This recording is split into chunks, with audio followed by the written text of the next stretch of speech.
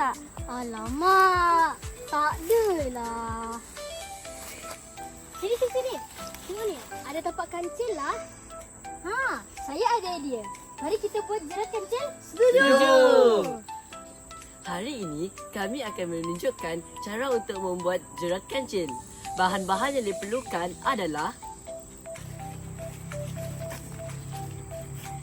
Satu batang kayu panjang. Dua batang kayu panjang sederhana. 4 batang ranting kayu. Satu kayu bercabang. Tali jerat. Beberapa daun kering. 2 batang lebah daun. Langkah yang pertama, kita perlu membuat lubang untuk laluan jerat.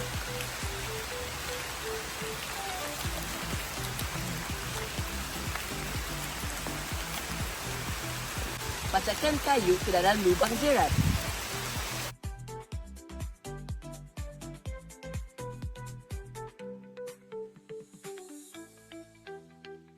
Yang ketiga, ikatkan tali pada kayu dengan menggunakan lilitan balak.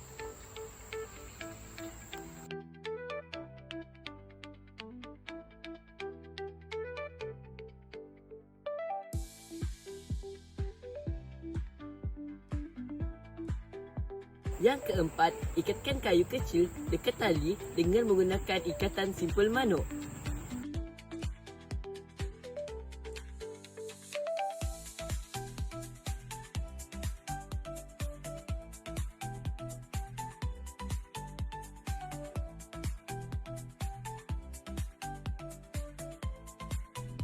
Yang kelima, kita akan membuat ikatan pada jerat dengan menggunakan ikatan tindih kasih.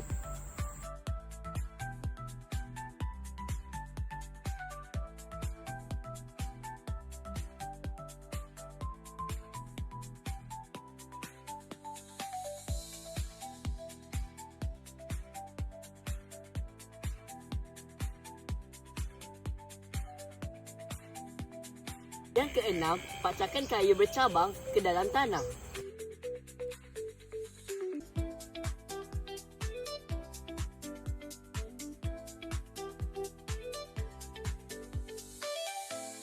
Yang ketujuh, ukurkan kepanjangan saiz kayu yang ingin diletakkan ke dalam tanah dan terus pacakkan.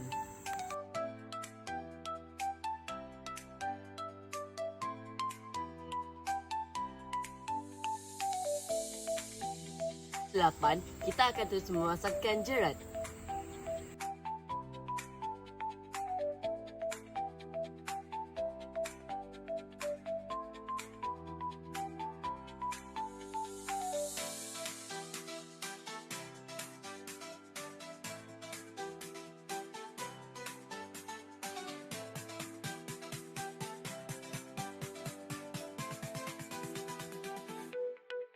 Baiklah, jerat kita sudah siap. Mari kita mengujinya terlebih dahulu.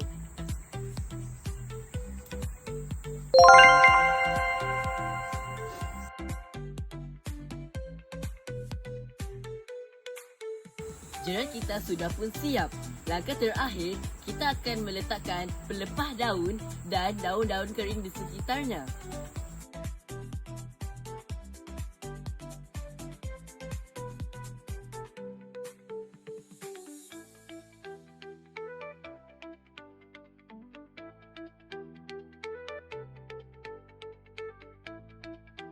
Selepas itu, kita akan menunggu kehadiran sang kancil.